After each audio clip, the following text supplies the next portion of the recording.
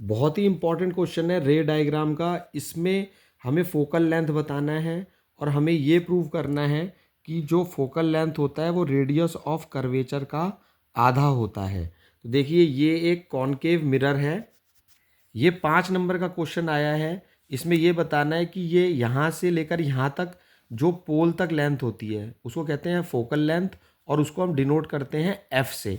और यहाँ से लेकर के जो ये लेंथ होती है ये होती है रेडियस ऑफ कर्वेचर, और इसको हम लिखते हैं आर से। तो हमें इस फॉर्मूले को डिराइव करना है। देखिए CBSE 2020 का 2020 का एक क्वेश्चन आया था 5 नंबर का। इसमें लिखा है define the term focal length of a mirror. बहुत ही आसान क्वेश्चन है, आपने नहीं भी पढ़ा है कुछ भी तब भी आपको समझ में आ जाएगा, कोई भी वीडियो इसी तरीके से बनाया गया है।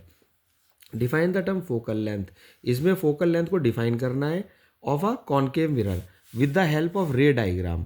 रे डायग्राम की हेल्प से तो क्या करना है, आपको ये वाला डायग्राम बनाना है। कॉपी पेन निकाल लीजिए और इजीली आपको समझ में आ जाएगा। विद द हेल्प ऑफ रे diagram obtain relation between its focal length and radius of curvature. देखिए यहाँ से एक रे ऐसे टकराई, जो ये जो होती है लाइन इसको हम कहते हैं प्रिंसिपल एक्सिस। तो यहाँ से इसे एक पैरेलल लाइन यहाँ टकराई और ये फिर प्रिंसिपल फोकस से जाएगी। इस पॉइंट को हम प्रिंसिपल फोकस कहते हैं, इसको हम सेंटर ऑफ कर्वेचर कहते हैं। यहाँ से यहाँ तक की जो दूरी होती है पोल तक, ये पोल है।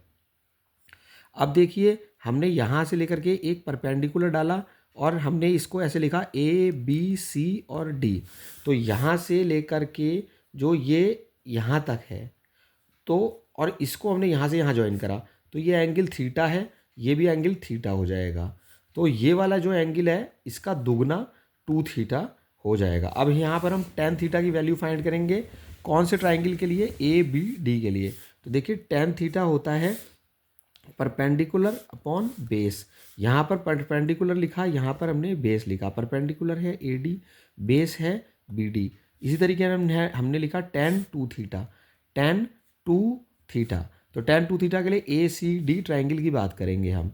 तो tan 2 थीटा होता है परपेंडिकुलर अपॉन बेस। परपेंडिकुलर को हम ऊपर लिखते हैं, बेस को हम नीचे लिखते हैं, AD अपॉन CD।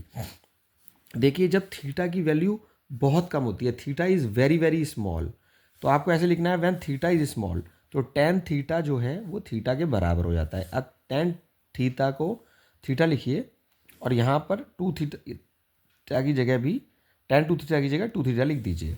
अब इसी तरीके से देखिए यहाँ पर 2 थीटा लिखा है तो, और यहाँ पर थीटा लिखा है। अब यहाँ पे थीटा की जगह AD अपॉन BD लिख दो, AD अपॉन BD। और हमने ये AD अपॉन CD ऐसे ही उतार दिया है। जब हम इसको सॉल्व करेंगे तो आंसर आएगा CD is equal to BD upon 2। अब देखिए यहाँ पर CD क्या है? CD ये यहाँ से लेकर ये था यहाँ तक है, ये हमारी यहाँ से लेकर यहाँ तक F है। लेकिन हम इसको ये एज्यूम कर लेंगे क्योंकि ये मिरर ना इस तरीके से होता है, देखिए ऐसे बिल्कुल गोल नहीं होता है, ऐसे लगभग लंबा सा होता है ऐसे करके। तो क्या है कि ये चीज़ यहाँ के बहुत ज़्यादा नज़दीक है। देखिए यहाँ पर ये मान लिया गया है कि यहाँ से लेकर के ये लेंथ F है, हालांकि ये यहाँ से लेकर यहाँ तक F है, लेकिन जो ये मिरर इस तरीके से है काफ़ी लंबा होता है, जिसका ये सेंटर ऑफ कर्वेचर जो है बहुत इधर की तरफ कहीं आएगा। तो क्या होगा कि एंगल ये ना बहुत छोटा हो जाएगा ऐसे करके। ये दिखाने के लिए रे डायग्राम में हमने ऐसे बनाया, लेकिन जब ये एंगल होगा तो बिल्कुल ये ऐसे करके चिपका हुआ होगा, ऐसे करके छोटा सा मान लीजिए इस तरीके से। तो क्या होगा जब ये लाइन बिल्कुल ये लाइन यहाँ तक आ जाएगी, मान लीजिए ये रे हमने यहाँ से ली है ऐसे चिपकी हुई, मैं समझाने के लिए समझा रहा हूँ आपको। मान लीजिए ये रे बिल्कुल यहाँ होती तो क्या होता कि ये जो पॉइंट है बिल्कुल यहाँ पर यहाँ चिपका होता। ऐसे हम बनाते, छोटा सा ट्राइंगल बनाते इस तरीके से, देखिए ऐसे करके बिल्कुल ऐसे करके बनता ऐसे करके, तो ये D बिल्कुल यहाँ चला जाता। तो इसलिए हमने ये एज्यूम करा है कि यहाँ से लेकर के जो CD है वो बिल्कुल यहाँ से चिपक गया है बिल्कुल ऐसे, तो ये F हो गया है। इसी तरीके जो BD है यहाँ से लेकर यहाँ तक BD है, तो हमने इसी को यहाँ से लेकर यहाँ तक मान लिया है R मान लिया है। तो ये देखिए आपका क्वेश्चन सॉल्व हो गया है।